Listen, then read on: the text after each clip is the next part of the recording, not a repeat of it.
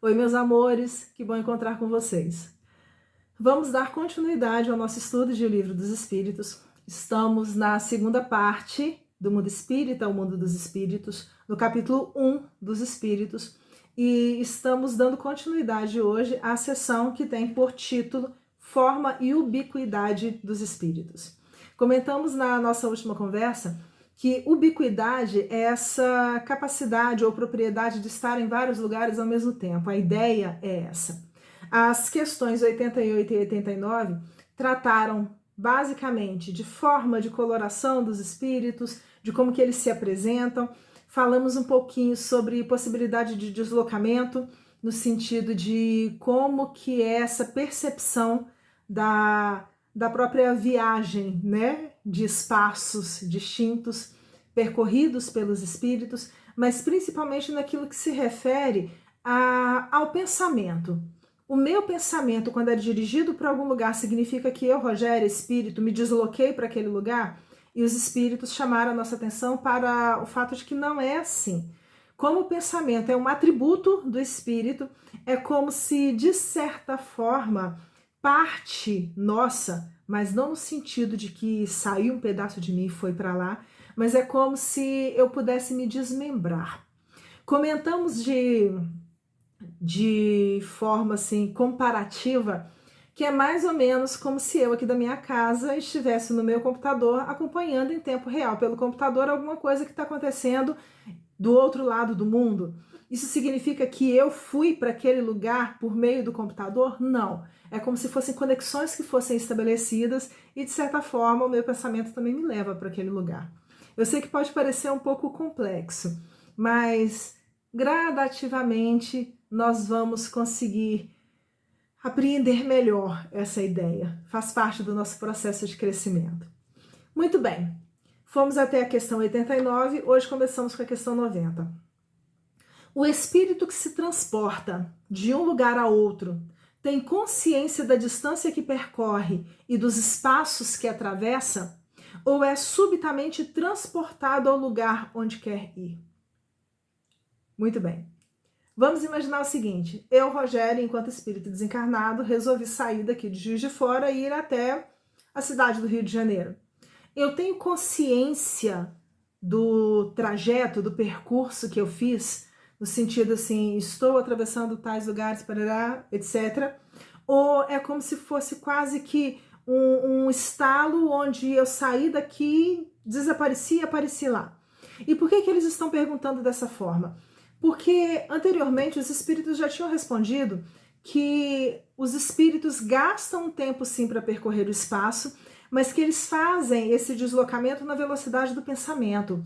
E nós ainda comentamos que os espíritos trazem para a gente notícia de que a velocidade do pensamento é maior do que a velocidade da luz.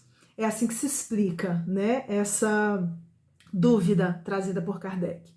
Os espíritos respondem o seguinte: dá-se uma e outra coisa. O espírito pode perfeitamente, se o quiser, depende da vontade, inteirar-se da distância que percorre.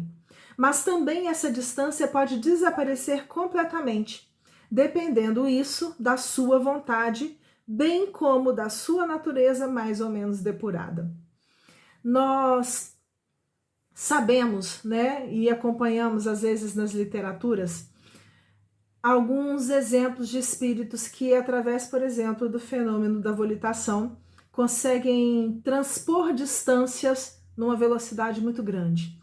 E alguns de nós, quando ainda muito, vou falar a verdade, né, inferiores, que é o que nós ainda somos, nós fazemos esse tipo de viagem geralmente acompanhados. E é quase como se fosse uma criança que é pega pela mão e é levada para um determinado lugar e às vezes não tem consciência clara do percurso, do trajeto que está sendo vencido. Às vezes acontece assim. Mas ao mesmo tempo, à medida em que nós vamos evoluindo, ou vamos dizer de outra forma, à medida em que as nossas percepções vão se alterando, eu consigo, eu, Rogéria, fazer aquele mesmo percurso que eu fazia enquanto criança, percebendo melhor tudo aquilo que eu estou percorrendo, todo o espaço que eu estou, pelo qual eu estou transitando, mesmo que a velocidade não seja alterada. Por isso que os espíritos dizem que existem, na verdade, as duas opções. Eu posso fazer isso de forma quase que automática, sem a necessidade de perceber detalhadamente tudo aquilo que está acontecendo, mas eu também posso percorrer o mesmo caminho de uma forma mais lenta. É interessante que no livro Mensageiros de André Luiz, ele narra uma viagem que ele foi fazer junto com o seu instrutor e um seu colega para a crosta terrestre, mas o seu instrutor fez a opção de, enquanto procedimento ou processo de aprendizado, de literalmente percorrer aquele caminho de início, né? Quase que, como a gente diria, numa caminhada. Depois eles pegam o veículo numa determinada colônia e seguem. E o André Luiz fala que sabia muito bem que o seu instrutor tinha perfeita condição de fazer essa viagem de forma muito mais rápida. Mas como recurso educativo, ele optou por agir dessa forma. É possível as duas possibilidades, só para ficar como um exemplo. Na questão 91, a dúvida de Kardec é a seguinte: a matéria opõe obstáculo aos espíritos? Vamos dizer assim, como se pensa com frequência, né? Uma parede, ela impede que o espírito atravesse para o outro lugar? Porque normalmente alguns brincam, né? Ah, se você está na dúvida se você estiver desencarnado ou não, tenta atravessar uma porta. Se você conseguir é porque você está desencarnado. São brincadeiras que as pessoas fazem. Mas Kardec está perguntando, em tese, isso. A matéria, ela opõe, ela é um obstáculo para os espíritos? A resposta: nenhum. Eles passam através de tudo. Nós, enquanto espíritos, podemos atravessar tudo aquilo que tiver pela frente. O ar, a terra, as águas e até mesmo o fogo lhes são igualmente acessíveis. Esses elementos materiais não atingem a estrutura do espírito. São coisas diferentes. Questão 92. Aí a gente cai propriamente na ideia da ubiquidade. Tem os espíritos o dom da ubiquidade? Por outras palavras, e aí ele explica de forma mais palpável para nós. Um espírito pode dividir-se ou existir em muitos pontos ao mesmo tempo? Eu, Rogéria, posso, por exemplo, estar aqui, estar no meu trabalho, estar na escola da minha filha, estar no centro espírita, tudo ao mesmo tempo? Isso daí é possível? Aí os espíritos respondem assim: não pode haver divisão de um mesmo espírito. Não é uma fragmentação, do tipo assim, eu resolvi aqui me dividir em 4 partes diferentes, cada parte vai para um lugar. Não é assim que acontece. Mas cada um é um centro que irradia para diversos lugares. É como se nesse dirigir o meu pensamento para uma determinada localidade, para uma determinada situação, eu estivesse expandindo de certa forma, né? Me expandindo enquanto espírito e permitindo que eu alcançasse esse tipo de percepção nesses outros lugares. Eu sei que pode parecer complexo, mas é como se eu estivesse me dirigindo para alguns lugares sem deixar de ter a unidade que me caracteriza. Isso é que faz parecer estar um espírito em muitos lugares ao mesmo tempo. É essa capacidade dessa irradiação que faz com que às vezes pareça que um espírito esteja aqui, mas também esteja lá, também esteja no outro lugar e assim por diante. E aí, os espíritos trazem uma comparação que é muito interessante e muito bonita, porque eles falam assim: vês o sol? Aí a gente pode pensar, nossa, mas pegou pesado, né? Pois é, pegou, mas a ideia é essa. Vês o sol? É um somente. No entanto, irradia em todos os sentidos e leva muito longe os seus raios.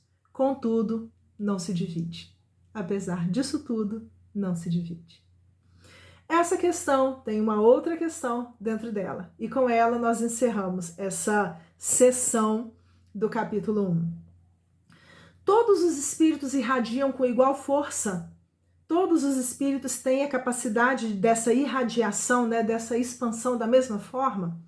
E os espíritos respondem que longe disso, de forma alguma.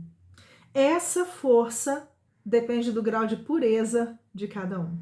À medida em que nós vamos evoluindo enquanto espíritos, nós vamos desenvolvendo essa capacidade e vamos conquistando o domínio desses recursos que existem à nossa disposição. Allan Kardec coloca uma nota.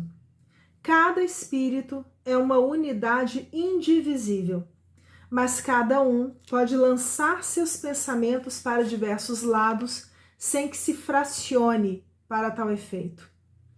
Nesse sentido unicamente é que se deve entender o dom da ubiquidade atribuído aos espíritos. Não é uma divisão, mas é exatamente nessa capacidade de irradiação. Dá-se com eles o que se dá com uma centelha. Vamos pensar numa centelha de luz, né? Que projeta longe sua claridade e pode ser percebida de todos os pontos do horizonte. Ou, ainda, o que se dá com um homem que, sem mudar de lugar e sem se fracionar, transmite ordens, sinais e movimento a diferentes pontos. O homem é um só e está naquela localização, mas ele pode se fazer presente de diversas formas, através da sua vontade e do seu movimento. A ideia, por enquanto, é essa. É por aqui que a gente fica. Um beijo grande para vocês.